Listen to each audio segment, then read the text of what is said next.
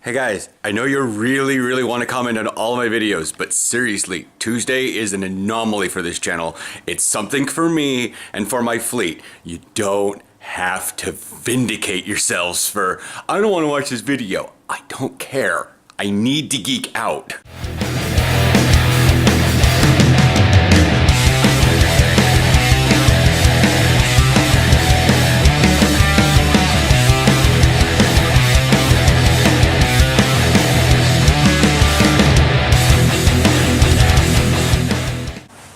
Morning. The cat is still here. Oh, now it wants to look pretty on the camera. It's like, I'm gonna rub on the chin. Like, it's just being a little turd most of the time, and then I point the camera at it, and it's like, I'm pretty. Of course, that's a cat. Oh, you're paying attention to me? Let me pose. Yeah. Cats are just gay boys. Pay attention to me. I'm just gonna be a little bit, oh, you're looking at me? I'm fabulous. So apparently, there's a company from San Francisco that has a bar down there that they're gonna buy up the space where Embers was, and they're gonna put a thing in there. And people are like, oh my god, I hope it's like Embers again. I'm like, I really hope it's not like Embers again, because guess what? We have way too many things like Embers. Too many places with drag shows and glitter and techno music and lasers and copious amounts of alcohol. Like, I'm fine with a bar, but I don't need everyone smashed around the clock. I understand that much like Comcast, or much like Google and Facebook, they want you on there all the time. So, bars want to keep you smashed round the clock. To an extent. But it's just like, can we have like a slightly more adult version of a bar and grill? A sports bar? People are like, oh, you can always go to Jocks. I'm like, first of all, that's J-O-Q', not J-O-C-K-S. So I'm taking a wild guess that you guys aren't serious about sports. I'm like, why would we? We're gay. Like, I was commenting in Robert Middleton's post about this, and people just could not figure it out. And I'm like, take a look at my profile pic, okay? You don't get that gotten up and pose for pictures because, what? Oh, it's an old picture. Not in that clear color quality. I mean, at my age, if I was posting high school pictures, they would not be in that amazing quality. They'd be in color. I'm not that old, but they wouldn't be like, I guess the term could be digital glossy. Does that make sense? I could go with that. Yeah, like he's the one that's kind of dealt with like imagery and more stuff and anything, but it's like, it's so clear and so high quality, it almost looks like almost if you were to make a picture, like print it out and make it glossy, it might ruin it. Because it's too glossy. Yeah, and it's too... We had it happen a few times when I worked at Kinko's.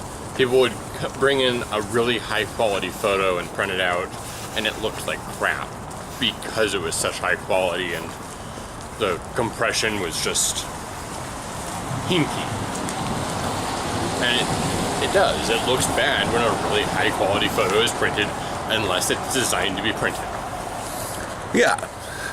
Like, we'd have to do a test run and probably go on a low DPI on any of those pictures if we wanted to print it out. So if we printed it out at like 600 DPI, I think. Yeah. Is that good? Yeah. 600 DPI, and was like, huh, that's a little grainy.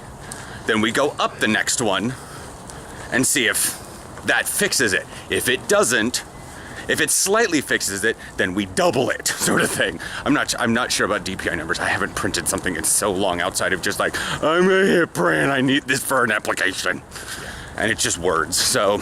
Yeah, words you can print at 300 DPI, no problem. Super high quality images are 2400. But the issue comes from the fact that when you double the DPI, you have the size. That's true, but that's the thing is, it's the same thing with pixels to an extent. Yeah, and that's what the dots are mostly. Well, yeah, and that's what I'm saying is, because it's like, if you have our screen and you're at our highest resolution, you're at the smallest pixels our screen can produce. Yeah. But the pixels themselves, which are not the screen pixels, they're the video card pixels, is what I'm calling, the software pixels, can get bigger. Yes. This has been a weird topic this morning. Yeah. So. Even for us. Yes. Is there anything you want to bring up?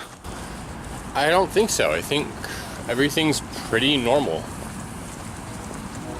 Got a report that's kind of crazy, but what else is new? Bye. All right, so before I finish up for the rest of the day, Aaron's off to work, yada yada. I need to bring up a few things and, talk. So apparently YouTube has been on, I don't know, the hunt recently. Things are strange. So I brought up last Friday, Alex. He's got a channel, but he's got not enough subscribers, so they've taken away his monetization. It seems like a very sweeping thing for anyone under 1,000. I'm at that on the fence point. It sucks that it's happening to a friend, but I can also understand that why it happens. To be fair, while I was under 1,000, I was not making that much money. Like I said, I do get it from their point of view, but only as like I see it on the cover. I haven't delved deep into it, so I don't know why they're doing it. I haven't actually read any briefs on it. Second, I've had a video that has gone. Well, the reason why this has moved over to more of a football channel is because of one video that went really popular. From like January 2016, we are 5 days away from its 2-year anniversary. Sometime around Thanksgiving, it died. Like the video's still there, it's still on playlists, but it's not searchable and like nothing. Like nobody's watching it, nobody's liking it, nobody's commenting on it, nobody's seeing it, and it was a major source of income on the channel. I'm not sure. I'm just telling you guys what's going on. So in light of that, with the two things I have set up this morning, as it's been a little bit of time since Aaron, I have set up a Patreon. It seems that everybody grows to that point after a while. So that's the benefit there. At least if they're, not like, I have occasional sponsorships that give me stuff. And while that's awesome, it's incredibly, heartwarming that stuff happens. There's, unless, I get another sponsorship for another Zenith helmet, then I can maybe sell the one that I have or that one for actual money. But getting stuff is great. It's sort of like, and here's the little thing like at Christmas. Your parents or your relatives can give you money or they can give you stuff. If it's something you really want, that's cool. But sometimes when you get older, money is like, I need food. I need gas in my car. I don't need a PlayStation 4 sort of thing. That a lot of people don't understand that right now, but it is. But that's where things are going. So, maybe help my friend Alex out. Help him get up there. He is a semi-pro football player. He's a punter. He's in Minnesota. He can at least answer questions about punting. I'm not sure about the other stuff. I haven't really delved into that. He's a diehard Vikings fan, so at least for the next, until the Super Bowl, things are going to be interesting.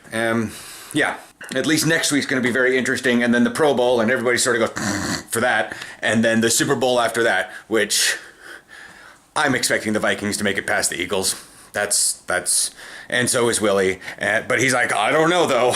We almost screwed up against the Saints. And I'm like, but the Saints are by and large better than the Eagles, parentheses, minus wins. So it's still going to be an interesting game on Saturday or Sunday because both Keenum and Bowles have been previous Chargers quarterbacks. So we get to wrap Billy into this one too because he's a Chargers fan. That's getting weird. Anyways, I gotta get this up and going. I have therapy at 11. I'm probably not gonna be able to get this thing anywhere close to edited in time, but who knows? I will catch you guys tomorrow. There's a link below to the Patreon. I'm also gonna put one at the end of the video, and the one below is now in the default. It's always gonna be there.